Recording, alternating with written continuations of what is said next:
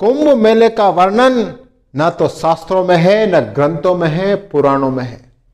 तो फिर ये कुंभ मेले की शुरुआत कैसे हुई, कहां से हुई, इसके बारे में आज अपन जानेंगे। हां, कुंभ शब्द का वर्णन जरूर ग्रंथ में मिलता है, जरूर वेद में मिलता है, लेकिन कुंभ मेले का वर्णन कहीं नहीं मिलता है। सबसे पहले मैं आपको एक दंत कथा बताता हूं जिससे इस कुंभ की शुरुआत हुई।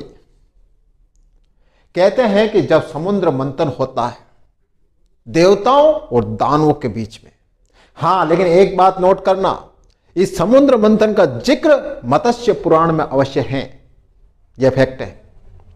हां, जब समुद्र मंथन होता है देवताओं और दानवों के बीच में, तो उस समुद्र मंथन से अमृत का कलश निकलता है। तो देवता उस अमृत का कलश को दानवों से बचाते हैं। इसी बचाने के चक्कर में 4 बूंदें उस अमृत की धरती पर गिरती हैं। और ये 4 बूंदें कहां कहां गिरती है आपको पता है? सबसे पहले गिरती है हरिद्वार, उज्जैन, नासिक और प्रयागराज।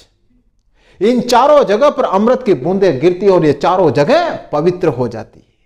और तब से माना जाता है कि इन चारों जगह पर जो भी स्नान करेगा उसका मोक्ष हो जाएगा।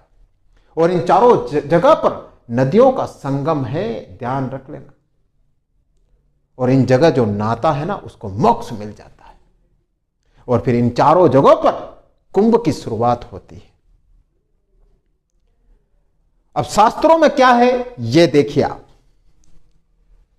ऋग्वेद के 10वें मंडल में 89 सूक्त में कुंभ का वर्णन मिलता है। कुंभ का एक शब्द आता है।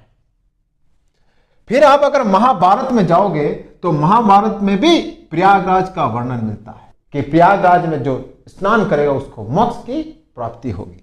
फिर अगर आप मत्स्य पुराण और पद्म पुराण में जाओगे तो प्रयाग के संगम का वहां जिक्र है कि वहां पर नहाने से मोक्ष मिलता है। पद्म पुराण में भी है कि प्रयाग के संगम का जिक्र है और उसमें मोक्ष मिलता है। लेकिन ध्यान रख लेना, कुंभ मेले का वर्णन कहीं नहीं है। कुंभ का वर्णन आपको मिल जाएगा, ऋग्वेद में मिल जाएगा, महाभारत में मिल जाएगा, मत्स्य पुराण में मिल जाएगा, पद्म पुराण में मिल जाएगा, लेकिन कुंभ मेले का वर्णन नहीं मिलेगा। लेकिन धीरे धीरे जब लोग वहां स्नान करने लगे और लोग वहां लाखों की संख्या में जाने लगे तो धीरे धीरे मेले का निर्माण हो गया। लेकिन एक बात यह भी आती है कि हर 12 साल में ही महाकुंभ क्यों होता है, हर साल क्यों नहीं होता है? आपको पता है इस बात का भी एक विशेष महत्व है। इसका भी एक कथा है। कहते हैं कि जब देवताओं ने दानवों से अमृत कलश को बचाया ना, उस अमृत कलश को बचाने में उनको 12 दिन लगे देवताओं को। तो आपको यह पता होना चाहिए कि देवताओं का एक दिन इंसानों का 1 साल के बराबर होते हैं। तो देवताओं को 12 दिन लग गए तो वो इंसानों के 12 साल हो गए। इसीलिए 12 साल में एक बार महाकुंभ आता है, ध्यान रख लेना। और एक बात और देखिए, महाकुंभ में अखाड़े क्या हैं? आपने वो सुने होंगे, महाकुंभ में अखाड़े आते हैं और अखाड़ों की पेशवाई होती है और तरह तरह के अखाड़े आते हैं। ये अखाड़े क्या है पता है आपको? बहुत ही काफी सालों पहले हिंदू धर्म के अनुसार आदि शंकराचार्य ने हिंदू धर्म की रक्षा के लिए अखाड़ों की स्थापना की थी। अखाड़ों का शाब्दिक अर्थ होता है कुश्ती का दंगल, लेकिन यही कुश्ती का दंगल धीरे धीरे आगे चलकर अखाड़ों में तब्दील हो गया। और ये अखाड़े हिंदू धर्म में बहुत इंपॉर्टेंट रोल अदा करते हैं हिंदू धर्म की रक्षा के लिए।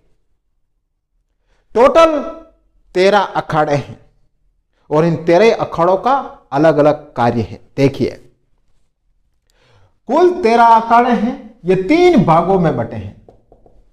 पहला शैव संप्रदाय, यह भगवान शिव को अपना आराध्य मानते हैं। सबसे ज्यादा इसी में अखाड़े हैं, इसमें कुल 7 अखाड़े हैं।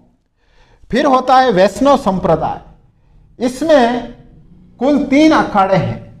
यह भगवान विष्णु को अपना आराध्य देव मानते हैं। फिर है उदासीन संप्रदाय, इसमें भी 3 अखाड़े हैं, लेकिन इसमें नोट करने वाली बात यह है कि ये किसी भी एक देवता को अपना आराध्य देव नहीं मानते हैं, ये सभी देवताओं को अपना आराध्य देव मानते हैं।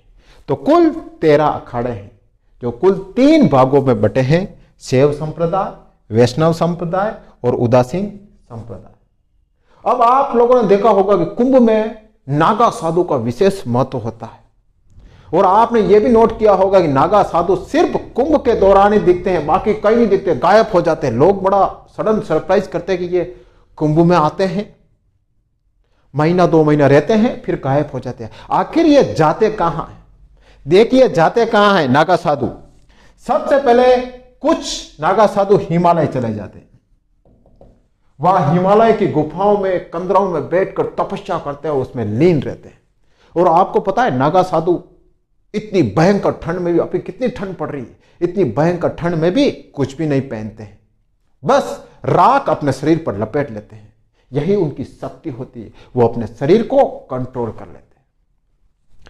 कुछ नागा साधु अपने अखाड़ों में चले जाते हैं, वहां बैठकर तपस्या करते हैं, वहां बैठकर सिद्धि प्राप्त करते हैं। कुछ नागा साधु जंगल में चले जाते हैं, भयंकर जंगल, वीरान जंगल में चले जाते हैं, वहां पर फल फूल खाते हैं और सिद्धि प्राप्त करते हैं, तपस्या करते हैं। इसलिए नागा साधु इस देश दुनिया से दूर रहते हैं और बस एकांत में अपना जीवन बिताते रहते हैं।